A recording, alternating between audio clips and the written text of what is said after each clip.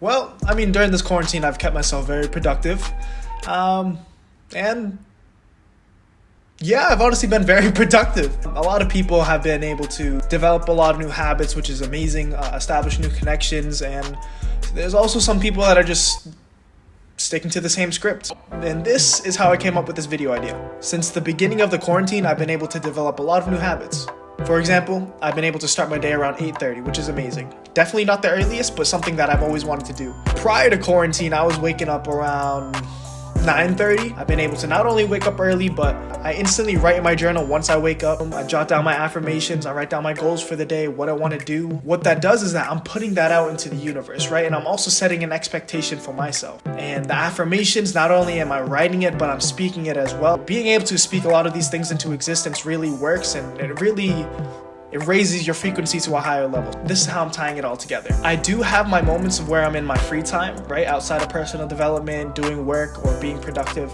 I have my time where I'm on YouTube and I'm watching videos that I enjoy. Not so much educational, but not so much where it's just completely low frequency and doesn't add any value to me. So, Sneako just dropped a video about the biggest lesson that he's learned from Mr. Beast. Something along the lines of that. And the biggest lesson that I learned from Sneako is that poor is a mentality. And if you say that online or in a woke place, there'll be a horde of people coming, explaining to you why that's offensive. And I completely agree with him. Here's why, right? There's a difference between what successful people are doing and average people, yes or yes. There are habits that successful people are doing that average people are not doing.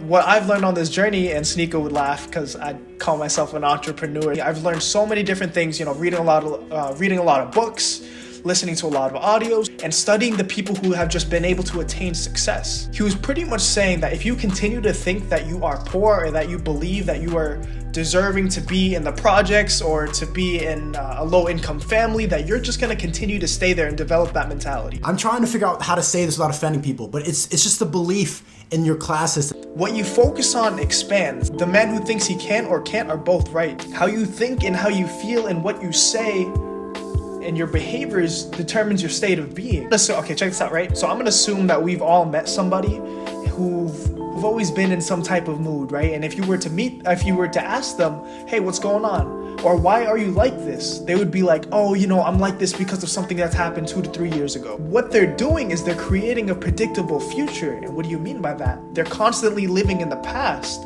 So if you're constantly living in the past, you're creating a predictable future. And how do you create this non-predictable future? Well, the best way to do that is to create it. When you rehearse these positive affirmations like I do in the morning, when you jot down your goals and develop better behaviors throughout your day, the thoughts and the feelings of what you're doing is so strong that your brain can't really tell what's happening in the 3D world or in your mind. If you continue to be in a state of lack, that's all you're gonna be in. You gotta realize that you are abundant, that you can attract anything that you wanna focus on. Poor and wealthy, success, whatever it is, it's all a mindset. Everything is a mindset.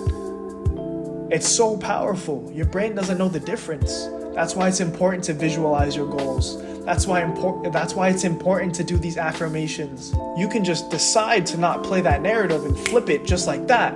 I've been following Sneako for a couple years now, honestly. I've learned a lot of things from him. And when we went on live together, man, that was I actually wrote it in, no, never mind. I wrote it in my other notebook. I write every single day, by the way. Anything that I think, anything that I'm feeling, my dreams, what's happening throughout my day, I'm writing it. I'm writing it in my journal.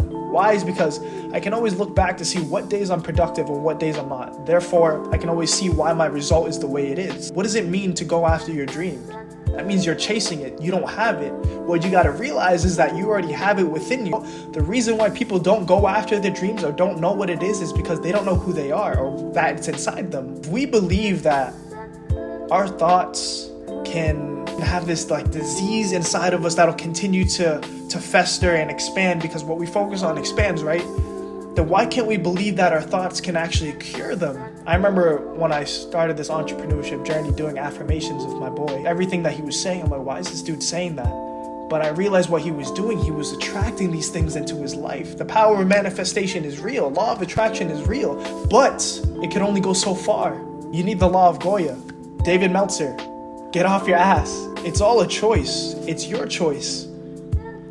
You create your world.